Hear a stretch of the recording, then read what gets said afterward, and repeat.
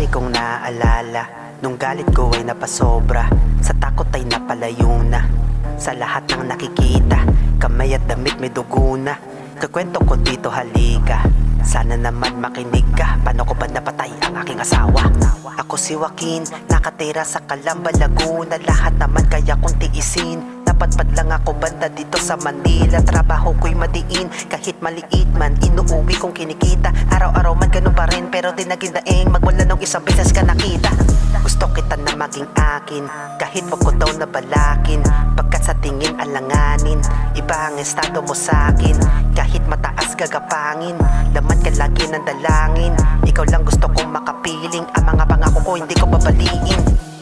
Maganda yung pagsasama namin nung una eh. Mula nang makilala na si Jason, bigla siyang nag-iba eh. Kaya ako nagawa yung mga bagay na yun, siguro dahil sa selos. Hanggang sa dumating na nga ang pinakakinakatakutan kong mangyari. Huli ka nang umuwi ng bahay, kitang-kita sa labas na may kasama kang lalaki. Sa tuwing aking tinatanong, bakit parang ikaw pa sa'kin na nagagalit? Ilang araw ka nang ganun, kaya pinipilit ko na lang na tumahimik. Pero sumusobra ka na, isip ko'y nawawala na sa pagkat ako'y napahiya sa lahat ng iyong pinagagawa. Sa tenga ko may bumubulong, sinasabi niya sa akin gawin ko yun.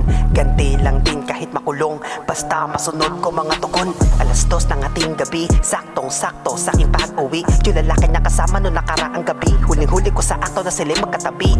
Parang pelikula, diba? At least din ako mahihirapan, tamang-tama lang yan. Putang ina nyo dahil sabay naman kayo paglalamayan. Bawat hakbang walang ngit-ngit para sigurado na hindi magigising. Kinuha ang kutsilyo na binitbit, puta tamang-tama bagong hasa ang talim. Pero bago yung gawin, ako'y napatingin dun sa rosaryo malapit sa salamin. Patawarin mo ako sa aking gagawin, di ko lang kinaya na kanilang gatuhin. Kaya binaling ang tingin ko sa dalawa, bago pa lumapit ako ay napalunok. Sumirit ang dugo sa leeg pagkagilit, tila parang umakatay ako ng manok.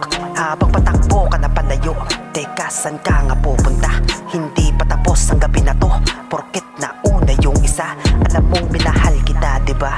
Tapos ano ang napala? Halos lahat binibigay, tapos sa iba kakakana. Mismong sa harap ko pa, diba? Bakit hindi ka nahiya? Kaya masdan mo ulo niya, nakatitig lang sa'yo, diba? At isusundot kita.